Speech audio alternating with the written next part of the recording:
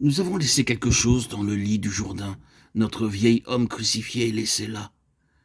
Mais après l'y avoir laissé, et permis qu'il soit recouvert après tout cela, et après Gilgal, qui est le côté négatif, le renvoi, maintenant vient le côté positif, l'acceptation, la réalité, la réelle prise de possession ou l'entrée en jouissance. Le fait de parvenir à la chose qui a toujours été en vue, car cela a toujours été en vue bien avant même la sortie d'Égypte, c'était déjà mentionné dans le cantique de Moïse. Oui, c'était vu par anticipation dans ce grand cantique prophétique, en plus de la délivrance de la mer Rouge. Cela a toujours été présent, de manière plus ou moins évidente, à mesure que les jours passaient. Parfois, fort et clair, positif et saisissant, et en d'autres temps, faiblissant et s'éloignant de manière abstraite. Maintenant, tout cela est présenté comme une chose accessible, car la préparation a été faite. Revenons au passage de Josué 5, 13, 15.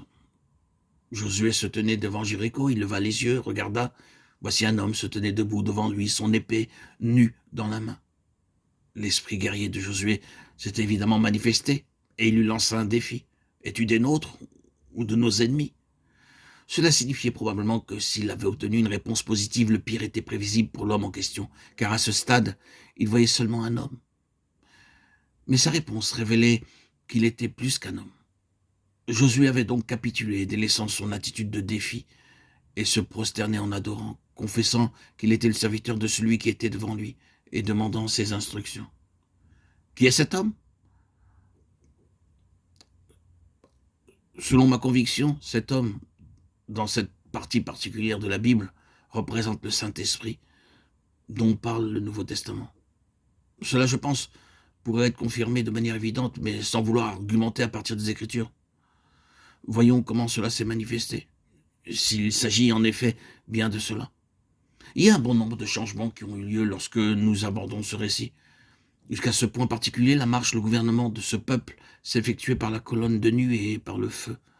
Tout le monde acceptera qu'il s'agit dans ce contexte du Saint-Esprit.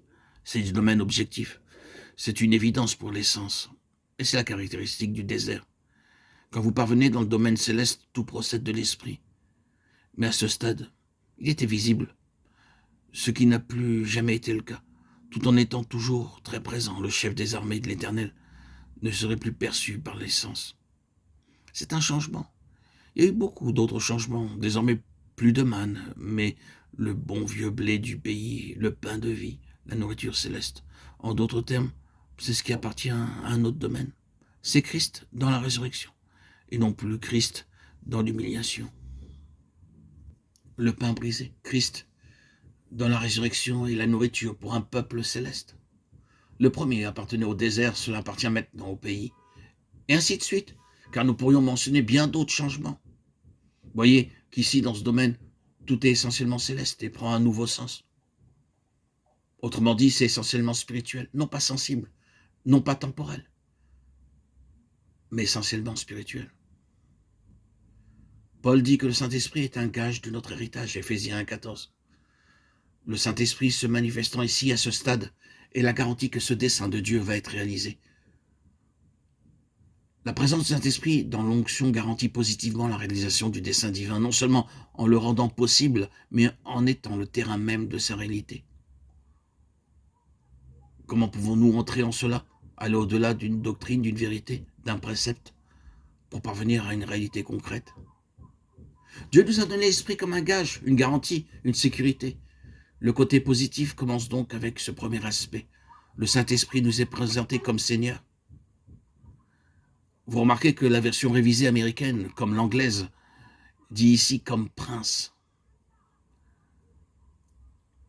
Et certainement comme prince des armées de l'Éternel. Ce qui est plus conforme à l'original, où il est dit comme capitaine. Il nous est présenté dans sa seigneurie. Le côté positif des choses commence là, avec l'absolue seigneurie du Saint-Esprit parmi le peuple de Dieu.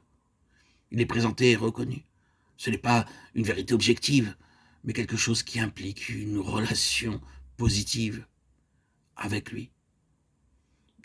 Et Josué se soumettait dans une capitulation absolue.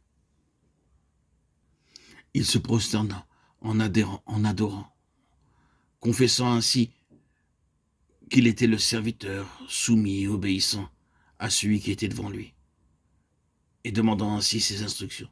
Oui, mon avis reste ferme à ce sujet.